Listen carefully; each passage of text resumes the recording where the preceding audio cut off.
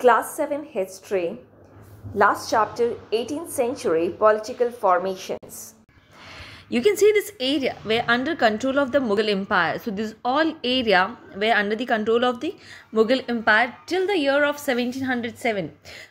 क्योंकि उस समय जो औरंगजेब था उसके डेथ के बाद ये सारा जो मुग़ल एरिया था वो स्टार्टेड डिक्लाइनिंग, धीरे धीरे ये जो एक्सटेंशन था मुग़ल एम्पायर का वो धीरे धीरे ख़त्म होना शुरू हो गया। और उसके बाद ये जो आप देख सकते हो डिफरेंट प्रोविंसेस में ये सारे एरियाज़ बढ़ गए। जैसे आप देख सकते हो हैदराबाद है, मराठास है, सिख्स है, बंगाल है, अवध है। तो इस तरह से अलग अलग एरियाज़ जो है वो डिवाइड होना शुरू हो गए, which we will study in this chapter. So mainly inside this chapter we are going to study that 1707 जबकि औरंगजेब का डेथ हो चुका था, उसके बाद से third battle of Panipat in the year of 1761। तो 1707 से 1761 के बीच का क्या हुआ इंडिया में, that we are going to study under this chapter. So finally धीरे धीरे मुग़ल एम्पायर जो था वो डिक्लाइन होने लगा। उसका जो लास्ट मेन फेमस रूलर जो था वो औरंगजेब था, जिसकी डेथ जो थी वो 1707 में हो गई। उसके बाद अगर हम मेनली देखें, कई सारे छोटे छोटे किंगडम्स आए मुग़ल एम्पायर के, कई सारे किंग आए, बट वो इतने पॉपुलर नहीं हुए। तो मेनली जो लास्ट मुग़ल एम्पायर था वो था बहादुर शाह जफ़र, जो फाइनली ब्रिटिशर्स के साथ उसकी फ़ाइट होकर के फिर उसको रंगून भेज दिया जाता है। So this was the story about it. इसके अलावा अगर हम देखें इस में फारुखशियार भी था, जो कि सिर्फ नाम का किंग था, उतना ज़्यादा फेमस नहीं हुआ। इसके अलावा जब मुग़ल एम्पायर था उस टाइम पे नादिर शाह, अहमद शाह अब्दाली, ये सारे डिफरेंट कंट्रीज से आए और उन्होंने मुग़ल एम्पायर को कई ज़्यादा उस समय इंडिया में उन्होंने लूटपाट मचाई थी। The crisis of the empire and the later Mughals. तो अभी जो हम डिस्कशन करने वाले हैं वो लेटर मुगल्स के बारे में डिस्कशन करने वाले हैं। We know about the Mughal empire. When Mughal empire was there, that Babur, Humayun, Akbar, Shah Jahan, Jahangir, Aurangzeb, these all were the main famous king were there under the control of the Mughal Empire. But finally when Aurangzeb became the king, this all area were started declining। और धीरे धीरे औरंगजेब की death के बाद ये सारा area जो था वो धीरे धीरे घटते गया। इसके पीछे रीज़न क्या था हम वो डिस्कस कर रहे हैं। सो the first point is it's related to the Emperor Aurangzeb had depleted the military and financial resources of his empire by fighting a long war in the Deccan. On that time, this Aurangzeb, he extended his area such a long that he was unable to take control in almost all of the area. You can see this all portion, this all of the Deccan areas. तो ये जो Deccan area था उस जगह पर control करने के लिए वो अपना एरिया जो था वो बढ़ा रहा था, और जिस डेक्कन की तरफ बढ़ाने के लिए उसे कई सारी लड़ाइयाँ लड़नी पड़ी मराठास के साथ, जिसके कारण उसका मेनली जो जितना भी उसके पास मिलिट्री पावर था और फाइनेंशियल रिसोर्स था वो सब ऑलमोस्ट ख़त्म हो चुका था। क्योंकि उसका जो मेन किंग था वो यहाँ पर था, वो मेनली दिल्ली में, और दिल्ली से फिर इतने साउथ की तरफ मूव किया उसने, जिसके कारण उसके कई सारे रिसोर्सेज जो थे वो ओवर हो चुके थे। The administration broke down. इसका जो एडमिशन था वो भी धीरे धीरे ख़त्म होते जा रहा था। Nobles appointed as governors. वहाँ पे जो नोबल्स थे वो अपॉइंट किए गए थे, जिन्हें हम गवर्नर्स या फिर सूबेदार कहते हैं उस नाम पे। Often control the offices of revenue and military administration. उन्हें कंट्रोल करने के लिए दिया गया था रेवेन्यू सिस्टम और मिलिट्री एडमिनिस्ट्रेशन को as well. This gave them extraordinary political, economical and military powers over the vast regions of the Mughal Empire। तो मुग़ल एम्पायर जो थे, वहाँ के जो किंग थे, उन्होंने कुछ नोबल्स को अपॉइंट किया था, मतलब कुछ गवर्नर्स को अपॉइंट किया था, जो कि हायर रैंक के जो सिपाही होते थे, उन्हें डिफरेंट एरियाज़ कंट्रोल करने के लिए दे दिया था, जिसके अंतर्गत उनको वहाँ के रेवेन्यू और मिलिट्री एडमिनिस्ट्रेशन ये सारे पावर्स उनके हाथ में आ गए थे, जिसके कारण वो धीरे धीरे वहाँ पे स्टैब्लिश होते गए और पावरफुल होते गए पॉलिटिकली, इकोनॉमिकली एंड मिलिट्री, जिसके कारण उन्होंने वो एक बड़ा सा रीजन जो था वहाँ पे स्टैब्लिश कर लिया। उसके बाद रेवेन्यू डिक्लाइन, और जो वहाँ का रेवेन्यू सिस्टम था वो धीरे धीरे घटते जा रहा था। कई बार जो पीजेंट्स और जमींदार थे उन्होंने अपना रिविलियन किया था, विरोध किया था। किस लिए? क्योंकि उनके जो टैक्सेस थे वो बढ़ते जा रहे थे। मेनली ये जो रिविलियन था वो पीजेंट्स और जमींदार्स का था, जो कि north and western part of India के थे। तो मेनली ये जो लोग थे वो अपना रिवॉल्ट कर रहे थे ये टैक्स इंक्रीज होने के अगेंस्ट। सेकंड पॉइंट, इसके अलावा औरंगजेब के बाद जितने भी किंगडम्स आए वो सारा का सारा कंट्रोल अपने हाथ में नहीं रख पाए, क्योंकि कई सारे पावर्स डिफरेंट डिफरेंट ग्रुप्स में डिवाइड हो गए थे। अगर हम थर्ड पॉइंट देखें, the ruler of Iran Nadir Shah, Nadir Shah जो था उसने क्या किया, वो दिल्ली में उसने अटैक किया और वहाँ से कई सारे इंपॉर्टेंट चीज़ें जो हैं वो वहाँ से वो लेकर के गया इन द ईयर ऑफ 1739। इसके अलावा जो दूसरा था अफ़गान रूलर अहमद शाह अब्दाली, उसने भी इंडिया में करीबन 5 times between the year of 1748 and 1761, तो 1748 से और 1761 के बीच में वो करीबन 5 बार उसने नॉर्थ इंडिया में अटैक किया और इंडिया से कई सारी चीज़ें लूटी। अगर हम डिस्कस करें इसके बारे में तो मेनली उसने 60 lakh of rupees and some thousand gold coins उसने लूटा था, 1 crore worth of gold where वो सारी चीज़ें यहाँ से इंडिया से लेकर गया। इसके अलावा 50 crore worth of jewels, most of them unrevealed in the world. और इसके अलावा सबसे इंपॉर्टेंट चीज़ जो पीकॉक थ्रोन था जो कि शाहजहाँ का था, और वो ये सारी चीज़ें नादिर शाह जो है वो इंडिया से लेकर के जाता है। इसके अलावा मेनली अगर हम देखें, the emperor was further weekend and competition among different groups of nobles. तो धीरे धीरे जो मुग़ल एम्पायर था वो डिक्लाइन होते गया, बहुत कमज़ोर होते गया, और जितने भी एरियाज़ थे वो छोटे छोटे नोबल्स में जो पहले डिवाइड किया गया था मुग़ल किंग के द्वारा, अब वो सारे के सारे आपस में लड़ने लगते हैं, लोगों के बीच में कंपटीशन शुरू हो जाता है।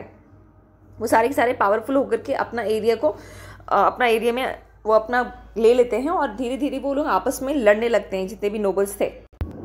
और धीरे धीरे ये जो लोग थे वहाँ के वो सारे मेनली 2 डिफरेंट ग्रुप्स में डिवाइड हो जाते हैं, एक है ईरानीस और दूसरा है तुरानिश। तो इस तरह से 2 डिफरेंट ग्रुप फॉर्म होता है। इसके अलावा जितने भी मुग़ल एम्पायर थे वो जस्ट एक पपेट के रूप में रह जाते हैं। तो मेनली जो ईरानीस और तुरानिस कह रहे थे उन्हें वही फॉलो करना पड़ता है, वो लोग अपना चलाते हैं, और जो किंग थे वो कुछ वहाँ पर कर नहीं पा रहे थे। जो मुग़ल एम्पायर के किंग थे वो बस पपेट बन करके वहाँ पर रह गए थे। The worst possible humiliation came when the 2 Mughal empires Farrukhsiyar और Alamgiri were arrested, assassinated, and 2 others, Ahmad Shah and Shah Alam, were blinded by their nobles। तो इन मेनली इसका जब एक्सट्रीम तब हो जाता है जब इन किंग लोगों को वहाँ पे नोबल्स को मार दिया जाता है, जिसके कारण ये एक्सट्रीमली हो जाता है वहाँ पे। इसमें वर्स्ट कंडीशन तब आ जाता है जब मेनली मुग़ल एम्पायर के जो मेन किंग थे फारूक शियार और आलमगिरी 2, इन लोगों को मार दिया जाता है, और इसके अलावा जो है अहमद शाह और शाह आलम 2 को अंधा कर दिया जाता है बाय देयर नोबल्स। तो ये सब प्रॉब्लम जब क्रिएट होता है तो ये ज़्यादा वहाँ पे वर्स्ट कंडीशन आ जाता है। Emergence of new states, inside this mainly the first point that's connected to the states that were old Mughal provinces, वो एरिया जो ऑलरेडी पहले मुग़ल प्रोविंसेस के अंतर्गत आते थे, जिसमें मेनली अवध, बंगाल और हैदराबाद वाला जो पोर्शन है, ये एरिया जो थे ऑलरेडी एक्सट्रीमली वो लोग पावरफुल थे और ऑलमोस्ट वो इंडिपेंडेंट थे। दूसरा जो है वो स्टेट जो कि मेनली अपना फ्रीडम इंजॉय कर रहे थे, इंडिपेंडेंस इंजॉय कर रहे थे अंडर दी मुगल्स के अंदर भी वो लोग अपना जो फ्रीडम है वो ऑलरेडी इंजॉय कर रहे थे। इसके अलावा जो थर्ड ग्रुप है, the last group, included states under the control of Maratha, Sikhs and other like the Jats. तो ये जो एरिया था वो मराठा, सिख और जाट्स के अंतर्गत कंट्रोल में था। This way of dividing sizes and hard seized their independence from the Mughals after a long drawn armed struggle। और काफ़ी लॉन्ग स्ट्रगल और लड़ाई के बाद ये जो एरिया था वो इंडिपेंडेंट हुआ। द ओल्ड मुगल प्रोविंसेस, इसके अंतर्गत मेनली जो 18th सेंचुरी में अगर हम देखें तो 3 डिफरेंट एरियाज़ जो थे वो ऑलरेडी इंडिपेंडेंट हो चुके थे, जो कि अवध का था, बंगाल का था और हैदराबाद का था। ये जो पोर्शंस थे ये वो सारे के सारे नवाब के कंट्रोल में थे, और नवाब जो मेनली यहाँ के मेन इंपॉर्टेंट नवाब थे जिसने बहुत अच्छा, जिनको रैंक मिला था मुगल्स किंग के द्वारा, जिसे हम जट कहते हैं, तो वो हाईएस्ट रैंक के अकॉर्डिंग उनको दिया जाता है। तो जट रैंक जो था वो हाईएस्ट आसफ जाह और मुर्शिद कुली खान का था जो कि 7000 है। इसके अलावा सादत खान का भी 6000 है। तो मेनली अगर हम इनको देखें इन लोग एरिया में तो स्पेशली अवध में जो मेन नवाब था वो था सादत खान। इसके अलावा बंगाल में मुर्शिद कुली खान और हैदराबाद में आसफ जाह। तो इन लोगों ने अपना अपना एरिया जो था, प्रोविंसेस जो था, उस पर एक काफ़ी कंट्रोल कर लिया था। Now we will discuss about each state one by one. So the first one is Hyderabad. Hyderabad का जो मेन फाउंडर था वो था निज़ाम उल मुल्क आसफ शाह। तो आसफ शाह जो था मेनली ये फारूक शियार के जब फारूक शियार वहाँ मुग़ल एम्पायर था उस टाइम का सबसे इम्पॉर्टेंट जो पावरफुल मेंबर था वो निज़ाम उल मुल्क था। इसके अलावा मेनली इससे पहले मेनली गवर्नरशिप दिया गया था अवध का, और उसके बाद इसे इंचार्ज बना दिया गया था डेक्कन एरियाज़ का। As the Mughal governor of Deccan provinces during 1720-22, Asif Shah had already gained control over its political and financial administration. तो इसने कई ज़्यादा अपना जो पॉलिटिकल और फाइनेंशियल एडमिनिस्ट्रेशन है उस पर कई ज़्यादा वहाँ पे कंट्रोल कर लिया था, और धीरे धीरे वो वहाँ का एक्चुअल रूलर जो है वो बन जाता है। आसिफ जाह ने नॉर्दर्न इंडिया से मेनली स्किल्ड सोल्जर्स और एडमिनिस्ट्रेशन को वो लेकर के आता है। इसके अलावा उनकी जो वॉर थी वो हमेशा होती रहती है नायक और मराठा से।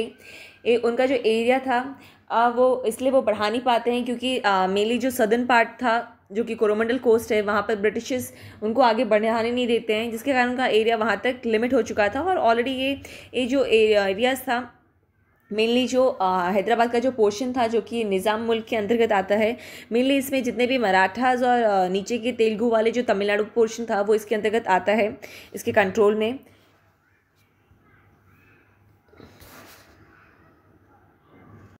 So under the old Mughal provinces, we are going to discuss about the Hyderabad state. Under this Hyderabad state, the main founder of this Hyderabad state was Nizam ul Mulk Asif Jah.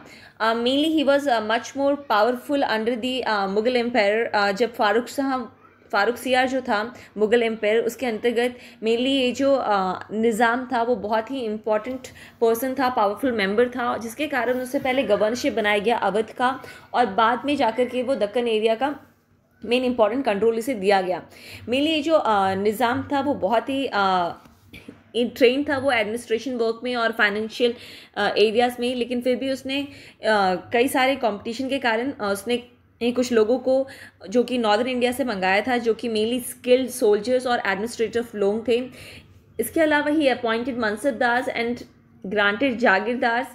Next we will see more about it. तो mainly इसकी जो fight थी वो हमेशा नायक और मराठा से इसकी fight हमेशा होती रहती थी, ये जिसके कारण ये हमेशा प्रॉब्लम फेस करता था, जो कि वो अपना जो एरिया था वो वेस्टर्न साइड में बढ़ा नहीं सकता था क्योंकि वहाँ मराठास थे, उनसे हमेशा इनकी लड़ाई होती थी।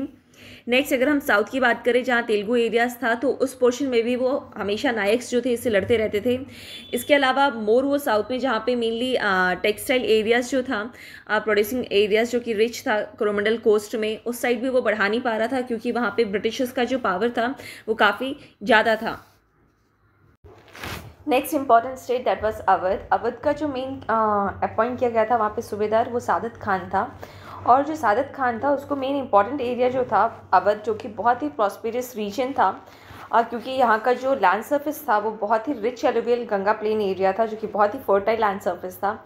और इसके अलावा मेनली यहाँ पे जो मेन ट्रेड रूट था between the north India and Bengal, तो जिसके कारण ये अवध जो था वो बहुत इंपॉर्टेंट प्लेस बन चुका था। इसके अलावा बैरन उल मुल्क जो था सादत खान, उसके पास कई सारे कंट्रोल्स थे, पावर था उसके पास, जो कि मेनली सवादारी कहा जाता है जिसको पॉलिटिकल कहते हैं, दीवानी जो कि फाइनेंशियल है, और फौजदारी जो कि मिलिट्री पावर। तो ये सारा का सारा पावर जो था वो सादत खान के पास था। धीरे धीरे सादत खान ने जो मुग़ल के द्वारा जो उन पर डायरेक्टली कंट्रोल था उसको कम करना शुरू कर दिया था। मुग़ल्स इन्फ्लुएंस का जो था अवध में उसको कम करना शुरू कर दिया था। इसके अलावा जितने भी लोग अपॉइंट किए जाते थे मुग़ल एम्पायर द्वारा उन सबको वो हटा करके अपने खुद के जो लोग थे वहाँ पर उसने पोजीशन पे डालना शुरू कर दिया।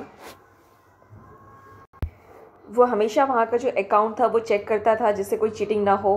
ही seized a number of Rajput zamindars and agriculturally fertile lands of the Afghans of Rohilkhand. तो जो भी एरियाज़ था जो कि सबसे हाईएस्ट लोग जो वहाँ पे सबसे हाईएस्ट टैक्स पे करते थे उस लैंड सर्फेस का, तो वो जो एरिया था वो उन लोगों को दे दिया जाता था उनके कंट्रोल में।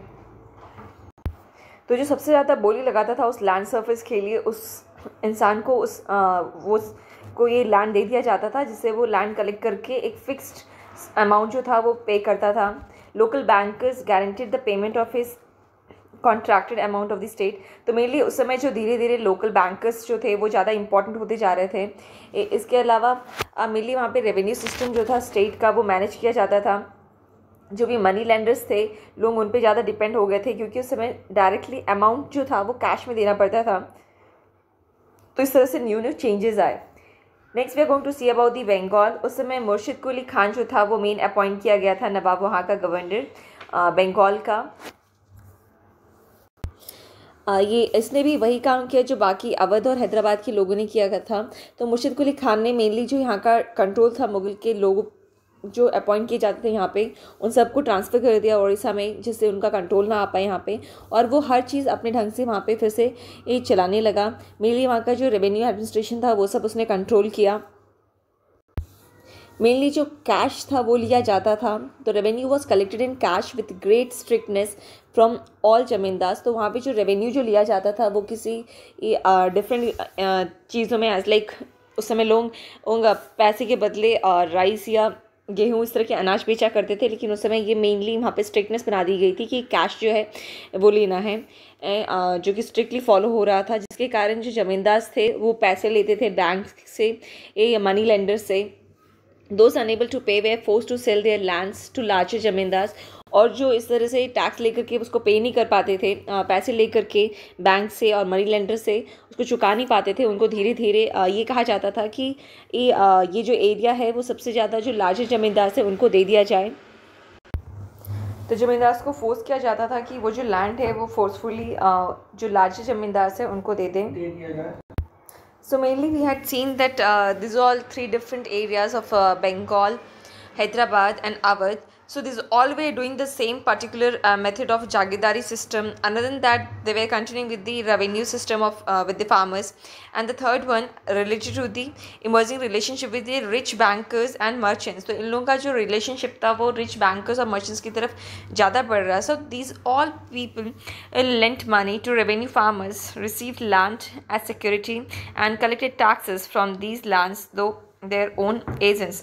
तो तीनों के तीनों जो मेन थे वो सारे इस तरह के काम में धीरे धीरे लग चुके थे। तीनों स्टेट्स के प्रोविंसेस के जो मेन नवाब्स थे। तो मेनली इस समय जो सिचुएशन था वो जो मर्चेंट्स थे वो बहुत रिच बनते जा रहे थे, और जो लोग ज़्यादा डिपेंडेंट थे वो बैंकर्स पे थे। तो इस तरह से पूरा जब न्यू पॉलिटिकल ऑर्डर सिस्टम आ चुका था। The watan jagirs of the Rajputs. When we will see from starting, there was a good relationship between the Mughals and the Rajputs. दोनों के इतने अच्छे रिलेशनशिप थे कि मुग़ल एम्पायर में जितने भी अच्छे पोस्ट होते थे वो राजपूत को दिया करते थे। इसके अलावा जो भी टैक्स कलेक्शन का वर्क था वो भी राजपूत को मिलता था।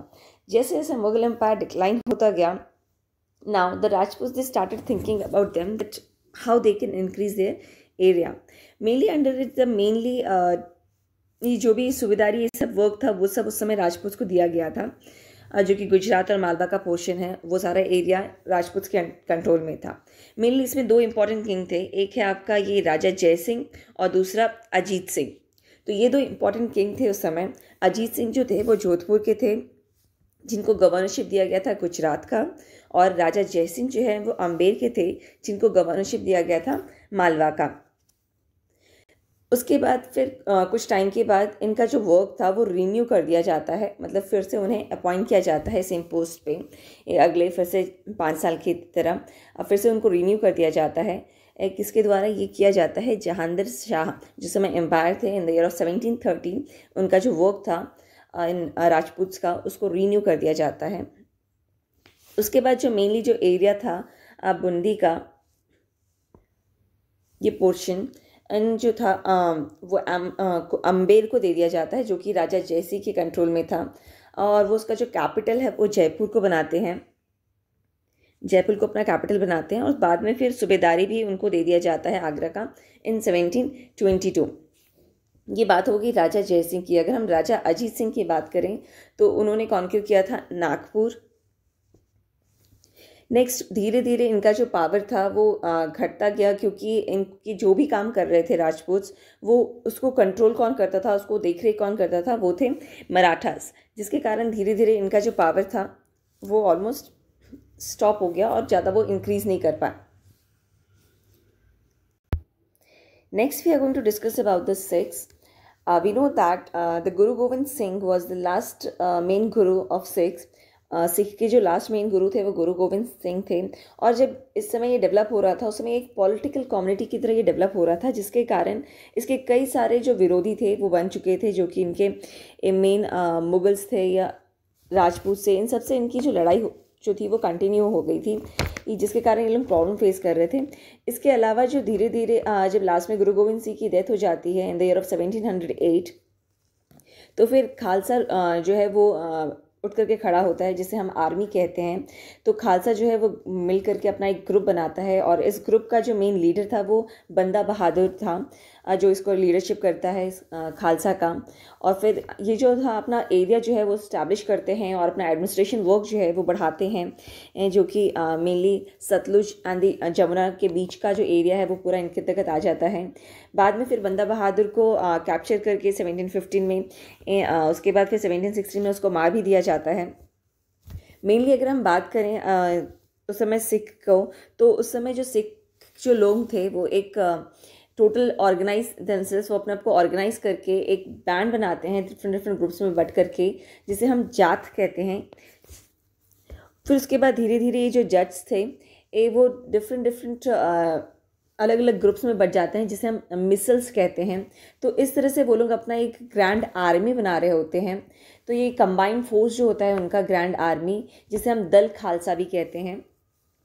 तो फाइनली ये जो पूरा आर्मी था वो एक साथ जो है इंटायर जो इनका जो आर्मी था वो एक साथ कहाँ मिलते थे, अमृतसर में मिलते थे।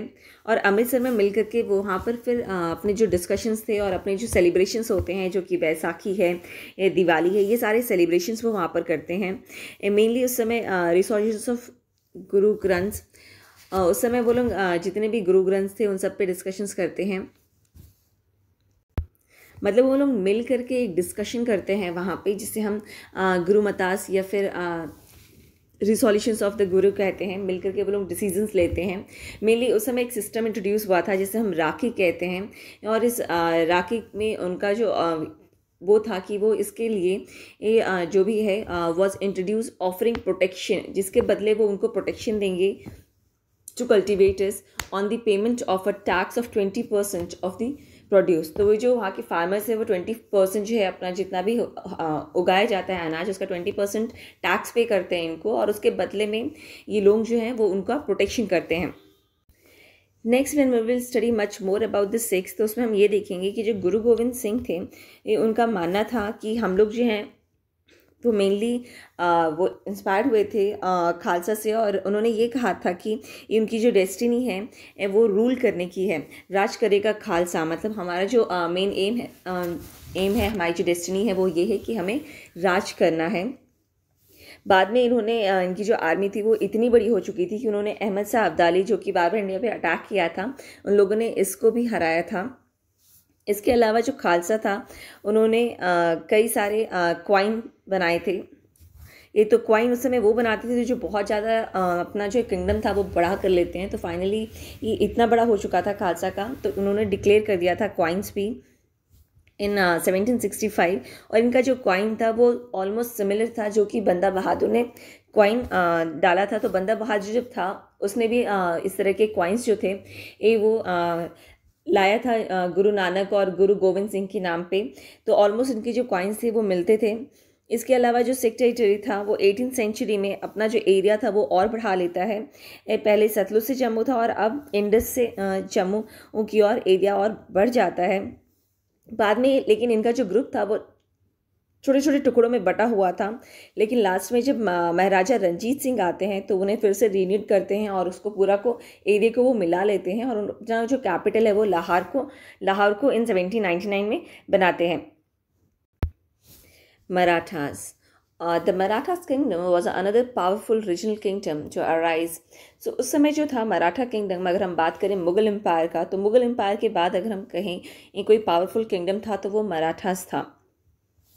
और मेनली उस समय जो मराठास था उस समय जो मेन किंग था वो शिवाजी था, और शिवाजी के अलावा उसके जितने भी पावरफुल वॉरियर फैमिली मेम्बर्स थे, देशमुख्स, वो सब मिल करके इस पर वर्क कर रहे थे। उन्होंने मिल करके ये मराठास किंगडम जो था वो खड़ा किया था। मेनली इसमें जो इनका सपोर्ट कर रहे थे वो फार्मर्स थे, ये जो कि उनका मेन मराठास का बैकबोन था, जो कि उनको हमेशा सपोर्ट करते थे हमेशा। और मेनली इसलिए शिवाजी जो थे ये वो जितने भी चैलेंजेस आते थे मुगल से वो उसको फेस करते थे पेनिनसुला में, ये सदर्न पार्ट ऑफ इंडिया में। अगर हम बात करें मुगल एम्पायर की, तो जब मुगल एम्पायर साउथ की तरफ बढ़ रहे थे, ये सदर्न पोर्शन की तरफ मूव कर रहे थे, उस समय इस पोर्शन में जो थे वो शिवाजी थे, और जिसलिए हमेशा उन्हें मराठा से जो है मुगल्स को फाइट करनी पड़ती थी, जिसके कारण हमेशा बार बार मुगल्स जो थे वो हार रहे थे, ये जिसके कारण मुगल्स तो कमज़ोर हो ही गए। फाइनली इधर जो मराठा का जो पोर्शन था उनको अब मौका मिल गया था, क्योंकि वो ऑलरेडी मुगल्स जो था वो डिक्लाइन हो रहा था। नेक्स्ट अगर हम बात करें, जब फाइनली जब शिवाजी की डेथ हो जाती है, उसके बाद मेनली जो मराठा का जो मेन बागडोर था वो मेनली पेशवास के हाथ में आ जाता है, जिनको हम प्रिंसिपल मिनिस्टर कहते हैं। तो जितने भी शिवाजी के सक्सेसर थे पेशवास, अब वो अपने एरिया को बढ़ाने लगते हैं। मेनली उस समय जो पूना है, जो कि आज का पुणे है, वो मेन कैपिटल बन जाता है मराठास का। और फिर धीरे धीरे जो पेशवास थे वो अपनी जो आर्मी है वो बहुत ही अच्छे वे में मिलिट्री ऑर्गेनाइजेशन करते हैं, एक सक्सेसफुल मिलिट्री बना लेते हैं, ग्रुप बना लेते हैं। इसके अलावा between 1720 to 1761 the Maratha empire expanded, और जो मराठा एम्पायर था वो धीरे धीरे अपना जो एरिया था वो बढ़ाई जा रहा था, एक्सपैंड कर रहा था। जब मुगल एम्पायर डिक्लाइन हो जाता है तो मेनली जो पोर्शन होता है मालवा एंड गुजरात का, वो भी इनके अंतर्गत आ जाता है 1720s में।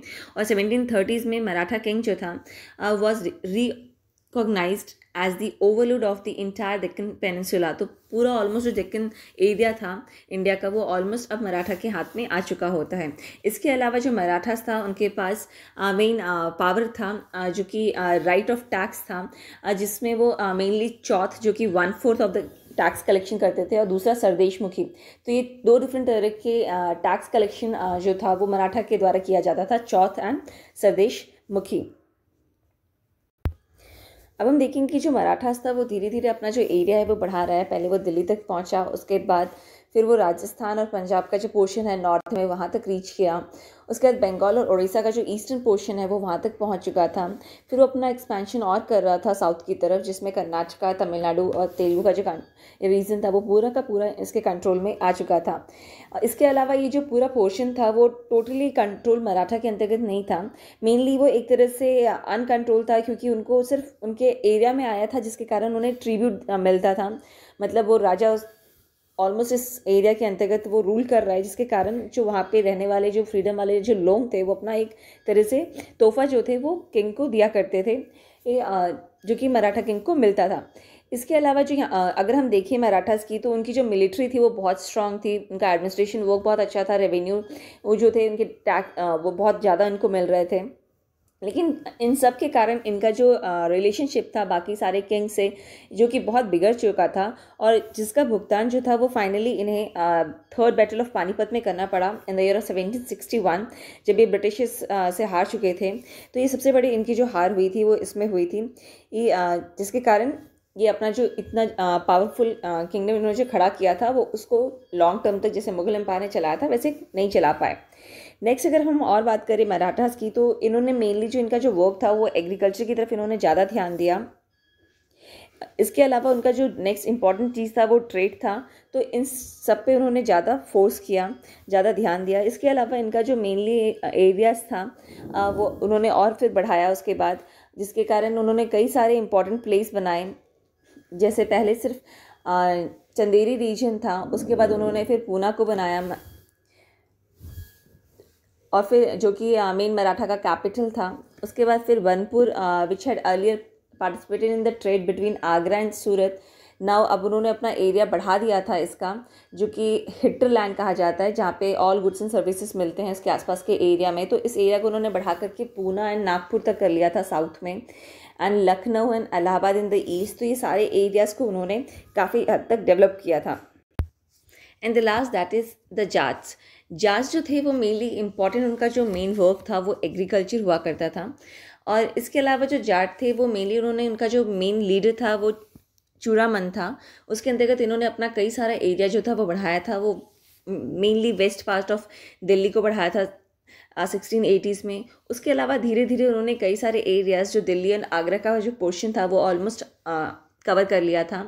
मेनली एग्रीकल्चर इन सब के कारण जो उनका जो टाउन्स था, मेन इंपॉर्टेंट टाउन्स जो कि पानीपत एंड बल्लभगढ़, और ये सारे इंपॉर्टेंट ट्रेडिंग सेंटर्स बन चुके थे इनके लिए।